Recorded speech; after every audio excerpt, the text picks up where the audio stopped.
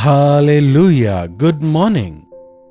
एक और दिन, एक और अवसर प्रभु ने दिया कि हम मिलकर प्रभु के वचनों पर मनन कर सकें। इसके लिए प्रभु का धन्यवाद हो।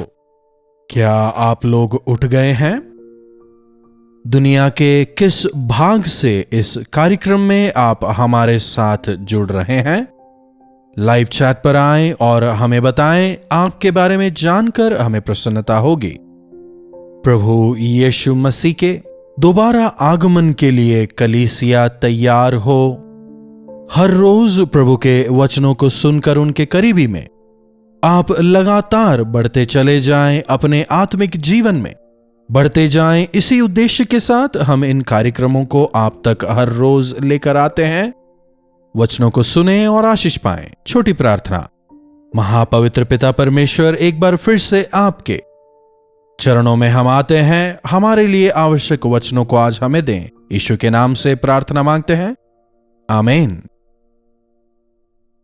जी हां, आज एक और बार फिर से प्रभु हमें क्या याद दिलाना चाहते हैं?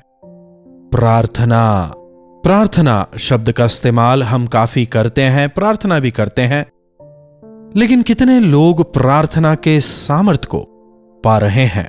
प्रार्थना के द्वारा मिलने वाले छुटकारे का अनुभव करने पा रहे हैं? प्रार्थना के उत्तर को पाने पा रहे हैं? प्रार्थना आवश्यक है जानकर लौ लगाकर प्रार्थना कर रहे हैं? प्रार्थना के फल का अनुभव करते हुए जयवंत होकर प्रभु को महिमित करने पा रहे हैं? आज शुक्रवार है ना, कई सारे चर्चों में उपवास की प्रार्थना होती है। कई जगह शनिवार को होता है। हमारे चर्च में शुक्रवार रात को हम उपवास की प्रार्थना करते हैं। आप अपने चर्च में उपवास की प्रार्थना में अवश्य भाग लें। देखिए, जब हम प्रभु के सामने अपनी प्रार्थना विनतियों को रखते हैं, छोटी छोटी चीजों को लेकर हमें प्रार्थना नहीं करनी। कई बार प्रार्थना कहते ही सब्जी खरीदने के लिए लिस्ट देते हैं ना, मुझे ये चाहिए, वो चाहिए, ये लाना। इस प्रकार हम प्रभु से प्रार्थना करने लगते हैं, सांसारिक चीजों को मांगने लगते हैं। कई लोगों को लगता है कि यही प्रार्थना है, या फिर तमाम परिस्थितियां हमारे अनुकूल हो जाए, हमारा विरोधी कोई भी ना हो, सब लोग हमसे अच्छे से पेश आएं, हमें कभी दुख का सामना ना करना पड़े। इसी प्रकार हम प्रार्थना करते हैं। वास्तविक प्रार्थना यह नहीं होती। परमेश्वर की योजनाओं के लिए अपने आप को तैयार करना, हमारी इच्छाओं को खत्म कर प्रभु की इच्छाओं को अपनाना, हमारी जो चाहत है उसे दरकिनार कर प्रभु की इच्छा को अपनाने के लिए तैयार होना, यही है वास्तविक प्रार्थना। अगर आप हमेशा अपने आप के लिए ही, अपनी सफलता के लिए, अपनी जरूरतों की पूर्ति के लिए, अपनी चंगाई के लिए, अगर केवल आप अपने आप के लिए ही प्रार्थना करते रहें तो उसे संपूर्ण प्रार्थना हम नहीं कहेंगे। प्रार्थना हमें दूसरों के लिए भी करना है। हम इसे ही प्रार्थना विनती कहते हैं। अपने आप के लिए भी हमें प्रार्थना करना है। अपने हृदय को हमें जांचना है। अपने लिए हमें प्रभु से वायदों को पाना है और अपने हृदय को उससे भरना है। लेकिन ऐसे कई लोग हैं जो प्रभु को नहीं जानते हैं, एक लक्ष्यहीन जिंदगी जी रहे हैं, नरक की ओर बढ़ते चले जा रहे हैं। प्रभु परमेश्वर के क्रोध का वे कारण बन रहे हैं। देखिए, इन दिनों में बाढ़ से कैसी भयंकर बर्बादी हो रही है। हमारे देश में ही ले लीजिए, कितने सारे लोग बाढ़ की चपेट में आ गए हैं। घर बार, गाड़ी घोड़े, खेती बाड़ी, सब कुछ बर्बाद हो गया है। आज कैंपों में वो जीवन बिता रहे हैं। कैसी भयंकर बर्बादी हम देख रहे हैं। एक तरफ अगर प्राकृतिक प्रकोप है तो दूसरी ओर युद्ध की खबरें हमें घबरा रही हैं। एक तरफ इजराइल फिलिस्तीन और इजराइल ईरान का झगड़ा चल रहा है, तो दूसरी ओर रशिया और यूक्रेन में भी अब तक शांति नहीं हुई है। आप कहीं भी देखिए, कहीं भी हमें शांति जो है वो नजर नहीं आती। ये तो जो बड़े बड़े युद्ध हैं उनके विषय में हम बात कर रहे हैं। इसके अलावा भी कहीं ना कहीं से किसी ना किसी प्रकार के झगड़े की, किसी ना किसी प्रकार के अनबन की खबर हर रोज हम सुनते हैं। फिर पारिवारिक झगड़ों की तो बात ही मत कीजिए। घर में हो, मोहल्लों में हो, यहां तक कि देशों तक के बीच में शांति नहीं है। हर जगह देखिए दुष्टता, उत्पात, अनैतिकता, अपराध बढ़ते जा रहे हैं। बिना शांति के, डर के माहौल में आज इंसान जी रहे हैं। ऐसी स्थिति में एक विश्वासी के तौर पर, प्रभु को जानने वाले, प्रभु के संतान होने के तौर पर हमें क्या करना चाहिए? हमारी क्या जिम्मेदारी है? हमें इन तमाम स्थितियों को प्रभु के सामने रखकर इन विषयों के लिए प्रभु से प्रार्थना करना है। प्रार्थना फूट कम करेगा, अनबन को खत्म करेगा। परमेश्वर आज्ञा देते हैं, इसीलिए शांति समाधान को हम वहां देखेंगे। वचन कहता है, हे यहोवा को स्मरण करने वालों, चुप ना रहो। क्यों ना हम इस वचन को देखें। यशाया 62वें अध्याय की 6वीं आयत से, हे यरूशलेम, मैंने तेरी शहरपनाह पर पहरुए बैठाए हैं, वे दिन रात कभी चुप ना रहेंगे। हे यहोवा के स्मरण करने वालों, चुप ना रहो, और जब तक यरूशलेम को स्थिर करके उसकी प्रशंसा वे पृथ्वी पर ना फैला दें, उन्हें चैन ना लेने दो। उन्हें चैन ना लेने दें। कब तक? जब तक यरूशलेम स्थिर ना हो जाए, जब तक उसकी प्रशंसा पृथ्वी भर में ना फैल जाए, तब तक, जब तक पूरे संसार में शांति स्थापित ना हो जाए, जब तक शांति के राजकुमार का राज्य इस पृथ्वी पर ना आ जाए, जब तक परमेश्वर की इच्छा, जब तक परमेश्वर की योजना पूरी ना हो जाए, तब तक हे यहोवा को स्मरण करने वालों, चुप ना रहो, और तब तक उन्हें भी चैन ना लेने दो। ऐसा एक प्रार्थना जीवन हमारे लिए काफी आवश्यक है। बाइबल के किसी भी भक्त को आप उठा के देखिए, परमेश्वर के उनका इस्तेमाल करने का एक मूल कारण था उनका प्रार्थना जीवन। प्रार्थना नहीं करने वालों का इस्तेमाल प्रभु नहीं कर सकते। अब्राहम प्रार्थना करने वाला था, वेदी बनाकर प्रभु से विनती करता था। फिर अब्राहम का पुत्र जो इसहाक था, वो भी काफी प्रार्थना करने वाला था। शाम को अकेले में जाकर वो प्रभु के साथ समय बिताता था। इस प्रकार से अगर हम एक एक को देखते जाएं, एलिया हमारी ही तरह साधारण मनुष्य था, लेकिन प्रार्थना की, इसलिए चमत्कार करने पाया। प्रभु यीशु मसीह ने ना केवल शिष्यों को प्रार्थना करना सिखाया, बल्कि वे स्वयं भी अकेले में जाकर भोर को प्रार्थना किया करते थे। हर एक काम से, चाहे पहले हो या बाद में, उन्होंने प्रार्थना की। आज हम में से कईयों के जीवन में प्रार्थना केवल एक संस्कार रह गया है। हमारे जीवन में उसका ज्यादा महत्व नहीं रह गया। हमारे चारों ओर जब शैतान अशांति फैला रहा है, इंसानों को जब वो बर्बाद कर रहा है, हम क्या कर सकते हैं? हमारे हाथ में कुछ नहीं कहकर चुप रहते हैं। लेकिन उन दिनों में जिस प्रकार मोर्देकाई की बात को सुनकर एस्तर ने प्रार्थना करना शुरू किया और इस्राएल को उस प्रार्थना की वजह से छुटकारा मिला, हमें प्रार्थना के जरिए जो मध्यस्थता करनी थी, कई बार हम वो मध्यस्थता नहीं करते। याद रखें, अगर एस्तर प्रार्थना नहीं करती तो परमेश्वर इस्राएल को तो उद्धार दे देते, लेकिन शायद एस्तर अपनी जान को नहीं बचा पाती। शायद हो सकता है नाश होने वाले लोगों के साथ आप भी नाश हो जाएं अगर आप प्रार्थना नहीं करेंगे। कब, कहां, क्या होगा, कोई नहीं जानता। इसीलिए हमें तमाम देशवासियों के लिए प्रार्थना करना है, अधिकारियों के लिए प्रार्थना करना है कि प्रभु उन्हें बुद्धि और ज्ञान के साथ देश को चलाने में मदद करें, ताकि देश में शांति समाधान बना रहे। हमारे अधिकारियों के लिए, नेताओं के लिए हमें प्रार्थना करना आवश्यक है। प्रार्थना के द्वारा हर एक चीज संभव है। परिवार में प्रार्थना हो, पति पत्नी प्रार्थना करें, नौजवानों प्रार्थना करें, बच्चों प्रार्थना करें, सब प्रार्थना करें, सेवकों आप भी प्रार्थना करें। यदि हम परमेश्वर के आश्चर्य कर्मों को देखना चाहते हैं, यदि हम उनके सामर्थ्य के कार्य को देखना चाहते हैं, प्रार्थना आवश्यक है। सुलेमान परमेश्वर के ज्ञान को प्राप्त करता है।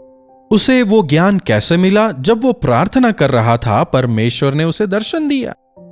जब परमेश्वर ने उससे वरदान को मांगने को कहा, उसने बुद्धि और ज्ञान को मांगा। इसीलिए वो इतना बुद्धिमान हुआ।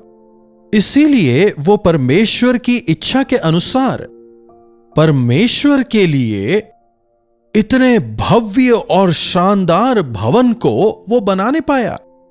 ऐसे भव्य भवन को बनाने के बाद उस भवन के प्रतिष्ठा के दौरान वो क्या कर रहा है, देखिए।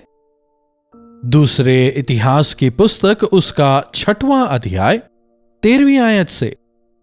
दूसरा इतिहास उसका 6वां अध्याय 13वीं आयत से।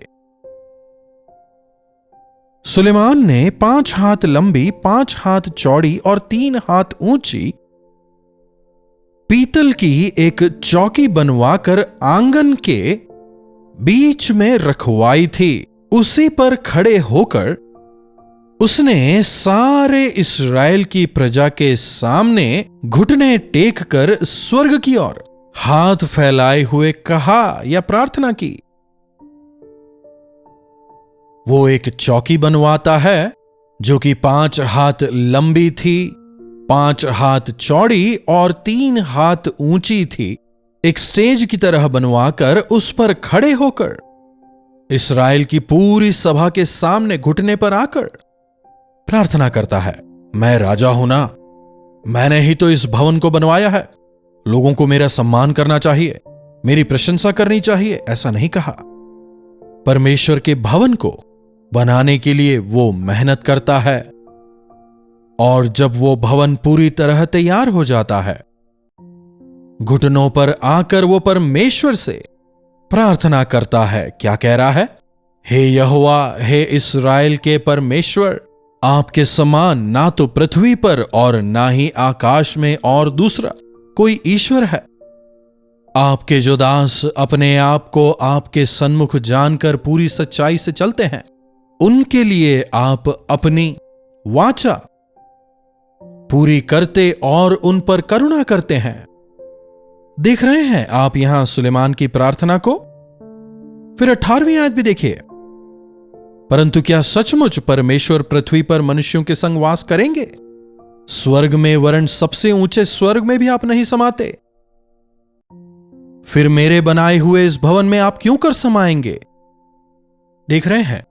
वहीं दूसरी ओर अगर हमने बनाया होता, देखिए प्रभु, मैंने कितनी मेहनत से इस भवन को आपके लिए तैयार किया है, बहुत पैसा लगाया है, देखिए कितना अच्छा लग रहा है ना, कहकर अपना बड़कपन दिखाने का प्रयास करते। प्रार्थना में अपने आप को कम करना बहुत आवश्यक है। अगर हम अपने आप को कम करेंगे तो सही समय पर प्रभु उठाएंगे। हमारा काम है कम करना, प्रभु का काम है उठाना। प्रार्थना में बड़कपन दिखाने वाले फरीसियों को प्रभु ने नहीं स्वीकारा। अपने आप को नीचा करने वाले, चुंगी लेने वाले की प्रार्थना को प्रभु ने सुना, उसे धर्मी ठहराया। प्रार्थना के दौरान क्या हम अपना बड़कपन दिखाते हैं या फिर प्रभु की बड़ाइयों को याद करते हैं? परमेश्वर की भलाइयों को याद कर क्या हम उनकी स्तुति करते हैं या फिर हमने जो मेहनत प्रभु के लिए की है उसका ढिंढोरा पीट कर बैठे रहते हैं? प्रभु, मैं आपके लिए क्या कर सकता हूं? आपके लिए क्या भवन बना सकता हूं? आकाश आपका सिंहासन और पृथ्वी आपके पैरों की चौकी है, मैं क्या भवन बनाऊंगा? क्या इस बनाए भवन में आप समा सकते हैं? तो भी हे परमेश्वर यहोवा, अपने दास की प्रार्थना और गिड़गिड़ाहट की ओर ध्यान दें और मेरी प्रार्थना और मेरी पुकार सुने जो मैं आपके सामने कर रहा हूं। आपकी आंखें रात दिन इस भवन की ओर लगी रहें, यहां से की जाने वाली प्रार्थना का आप उत्तर दें, कहते हुए तमाम इस्राएलियों की ओर से तमाम इस्राएलियों के साथ मिलकर प्रार्थना करता है। समय की कमी की वजह से हम सारे अध्याय पर मनन नहीं कर पाएंगे, लेकिन आपसे गुजारिश है आप इसे पढ़ें, दिन भर इस पर मनन करें। जब आपकी प्रजा परेशानी तकलीफ में हो, अकाल के दौरान, महामारी के दौरान, युद्ध हमलों के दौरान, सूखे के दौरान, अगर फसल पर कीड़े लग जाएं तो, कोरोना के दौरान अगर डेंगू हो जाए और प्लेटलेट्स कम हो जाएं, अगर किसी को हार्ट अटैक आ जाए, लिवर फेल हो जाए, मल्टी ऑर्गन फेलियर हो जाए, समझ रहे हैं? किसी की जान अगर जोखिम में है उस दौरान, प्रभु जब कभी आपके लोग किसी भी प्रकार की परेशानी में, तकलीफ में, अकाल में अगर पड़ जाएं और वे जब आपको पुकारें, प्रभु आप उनकी प्रार्थना का उत्तर दें। जी हां, इसीलिए हमें भी आराधनालय जाकर, प्रभु के भवन जाकर, परेशानी में, तकलीफ में, बीमारी में, बाढ़ में, युद्ध में, अशांति में, कमी घटी में, विभिन्न प्रकार की त्रासदी में पड़े हुए लोगों को याद करते हुए प्रार्थना विनती करनी है। प्रभु के सामने हमें उन तमाम परिस्थितियों को लेकर आना है। प्रभु, ऐसी भयंकर स्थितियों से, ऐसे महामारी से आप उन्हें बचाएं।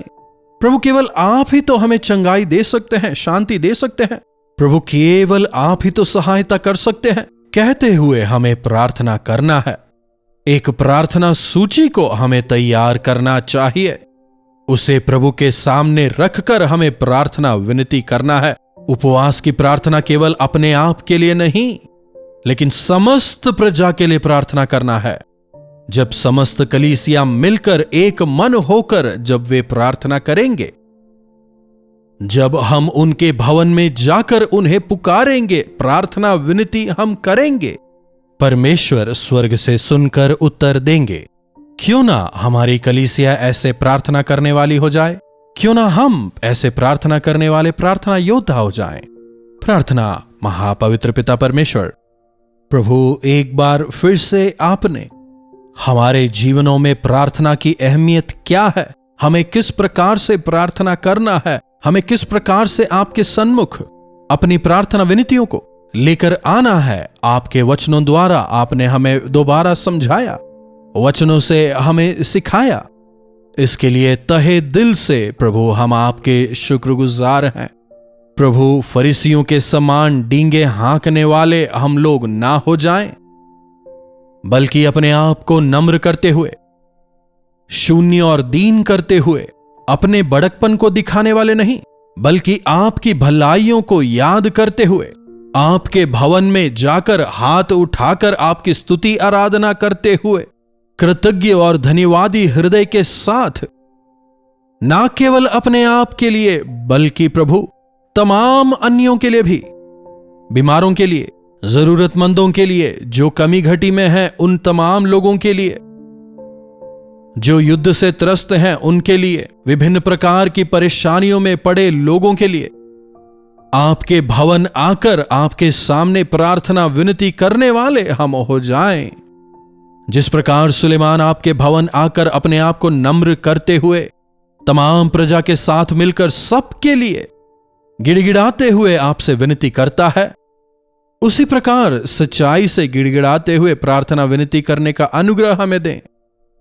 प्रार्थना का जीवन हम में से हर एक को प्रदान करें और आपकी महिमा के लिए जीने का अनुग्रह दें।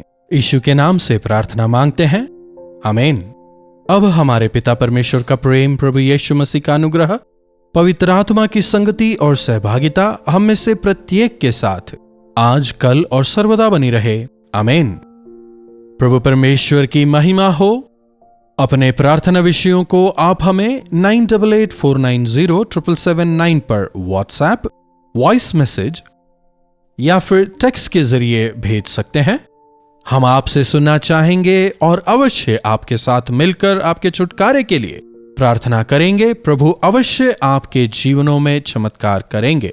आज फ्राइडे है ना, तो अवश्य उपवास की प्रार्थना में भाग लें। अन्य विश्वासियों के साथ मिलकर प्रार्थना करें। अपने आप के लिए, तमाम अन्य लोगों की जरूरतों के लिए प्रार्थना करें। प्रभु अवश्य उत्तर देंगे। इन्हीं वचनों के साथ आज मैं आपसे विदा लेना चाहूंगा। प्रभु आप सबों को आशीष दें। कल्वरी दर्शन, ये है प्रेम के दर्शन, यीशु प्रेम के दर्शन। कल्वरी दर्शन,